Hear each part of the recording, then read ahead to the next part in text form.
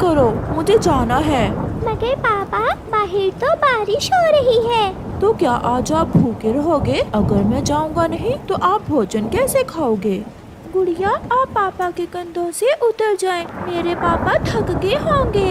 ओए होए होए, मेरे पापा पापा मेरे भी हैं। अच्छा बच्चों, अब अपने पापा को जाने दें, देर हो रही है इन्हें। फिर गुड़िया अपने पापा के कंधों से उतर जाती है और पापा चिड़िया अपने परिवार के लिए भोजन लेने चला जाता है। तेज बारिश में पापा चिड़िया को उड़ने में बहुत मुश्किल हो रही थी और वो एक घने पेड़ के नीचे थोड़ी देर बैठ जाता है।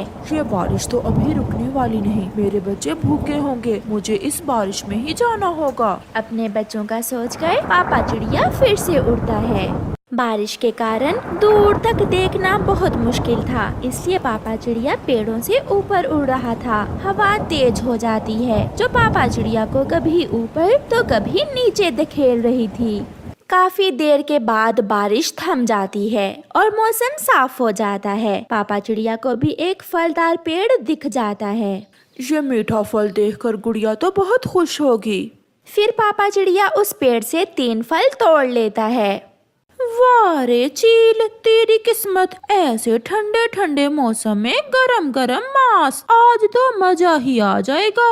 ऐसा सोचकर वो दुष्ट चील उड़ती है और पापा चिड़िया के पास जाती है।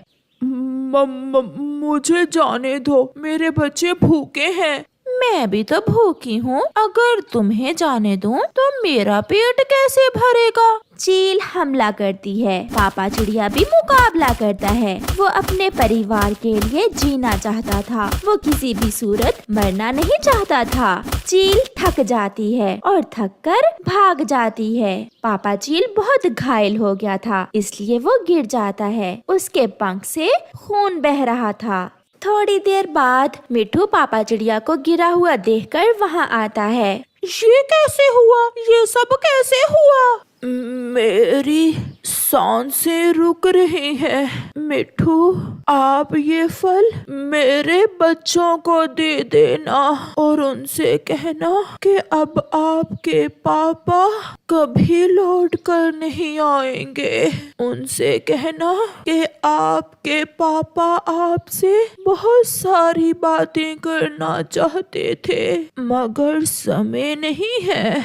मेरे जाने के बाद मेरे परिवार को दुख उठाना पड़ेंगे। उन्हें कहना कि मुझे माफ कर दें। अपनी आखिरी सांस में ये सब कहते हुए पापा चिड़िया मर जाता है। एक परिवार का कैसा बंधन है, बेचारा मरते समय भी अपने परिवार का ही सोच रहा था। फिर मिट्ठू वो फल उठाकर वहाँ से चला जाता है। चिड़िया, ये फल आपके पति ने भेजे हैं। मेरे पति कहाँ है मिट्ठू? आप इतना परेशान क्यों हो? वो गिरा पड़ा था, वो मर गया। वो अपने बच्चों से ढेर सारी बातें करना चाहता था। वो अपने परिवार को याद करते करते मर गया, उसे समय ही नहीं मिला। मम्मा चिड़िया तो मूर्ति बने हुए मिट्ठू की बातें सुन रही थी और आंसू उसकी आंखों से टपक रहे थे। वो चील बहुत जालिम है। मिट्ठू वहाँ से चला जाता है। मम्मा, आप रो क्यों रही हैं? मम्मा, पापा ने मिट्ठू अंकल से फल क्यों भेजे? पापा खुद क्यों नहीं आए घर? वो छोटे बच्चे शायद अभी ये नहीं जानते थे कि उनका पापा तो अब कभी लौट कर आने वाला नहीं है। आपके पापा बहुत दूर चले गए हैं बच्चों, वो अब कभी लौट कर नहीं आएंगे। ऐसा कभी नहीं हो सकता, मैं नहीं मानती। मेरे पापा मेरे बिना कहीं नहीं जा सकते। पापा ने वादा किया था कि जब वो दूर वाले जंगल जाएंगे तो मुझे साथ लेकर जाएंगे। आप ये फल खाओ और सो जाओ।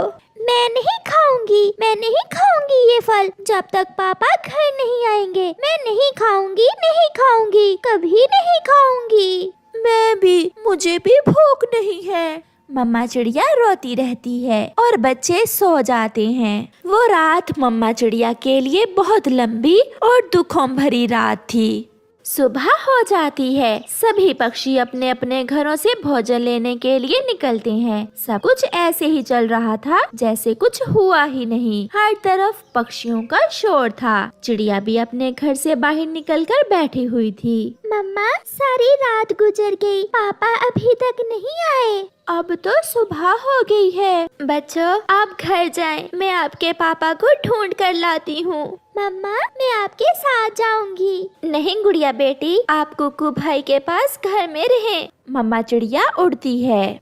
मम्मा चिड़िया उड़ती है। वो बहुत उदास थी। उसे जंगल सूना सूना लग रहा था। जिन रास्तों पर वो अपने पति के साथ जाया करती थी, आज उन रास्तों पर वो अकेली जा रही थी। मम्मा चिड़िया जाकर नदी पर बैठ जाती है और रोने लगती है। क्या खबर थी कि आप हमें छोड़कर चले जाएंगे। अगर मुझे मालूम होता तो मैं कभी आपको घर से बाहर ही न जाने देती। मैं मर जाती, आपको कुछ ना होता। चिड़िया अपने बच्चों के सामने तो खुलकर रो भी ना सकी थी, इसलिए वो अपना दिल हल्का करना चाहती थी। वो रो रही थी। बेचारी चिड़िया, बहुत बुरा हुआ इसके साथ। 2 बच्चे भी हैं इसके। गौरी, चिड़िया को हौसला और तसल्ली देना होगी। अगर ऐसे ही रोती रही तो ये भी मर जाएगी और फिर बच्चों का क्या होगा। फिर गौरी कौवी चिड़िया के पास जाती है। चिड़िया, मैं 5 दिन की थी जब मेरा पिता मुझे छोड़कर चला गया था। माँ भी बीमार थी, मगर फिर भी माँ घर से निकली। माँ ने मेरा पालन पोषण किया। अभी पिछले महीने बुलबुल का पति भी तो बारिश में मर गया था। इस जंगल में ऐसा ही होता है, जो चला जाता है उसे भुलाया तो नहीं जा सकता, मगर मरने वाले के साथ मरा भी नहीं जा सकता। हमें जीना होता है। हमें अपने लिए नहीं, अपने परिवार के लिए जीना होता है।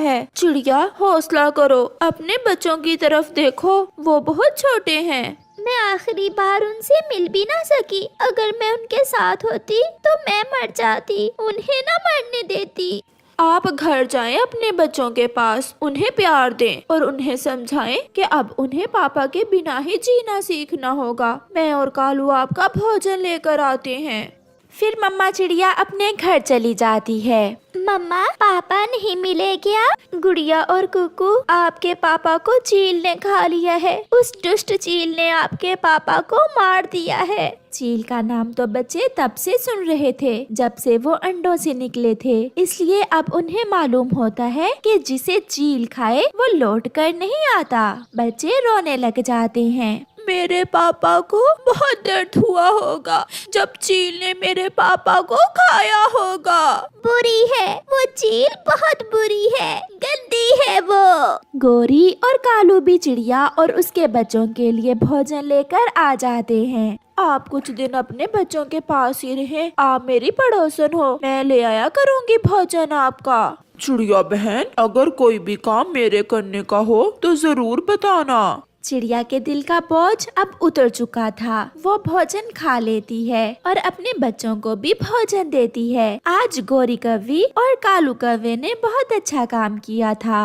प्यारे दोस्तों, आप भी अपने मम्मा पापा का बहुत प्यार किया करें। क्या पता कल वो हमारे साथ हो या ना हो। दोस्तों, इस कहानी को लाइक, अपने दोस्तों के साथ शेयर और चैनल को सब्सक्राइब करना बिल्कुल मत भूलना।